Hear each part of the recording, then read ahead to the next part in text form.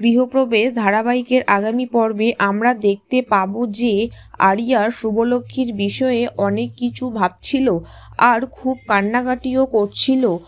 সাজ আরিয়ার ব্যাগে খাবার দিতে গিয়ে আরিয়ার বন্ধুরা সেটা দেখে ফেলে। তার বন্ধুরা বলে, আরিয়া আসা অবধি তুই এখানেই থাকবি। শুভলক্ষ্মী, কেশব, অহনা ও কেশবের মেজ ঠাম্মি প্ল্যান করছিল কিভাবে স্ত্রীকে বাড়ি নিয়ে আসবে।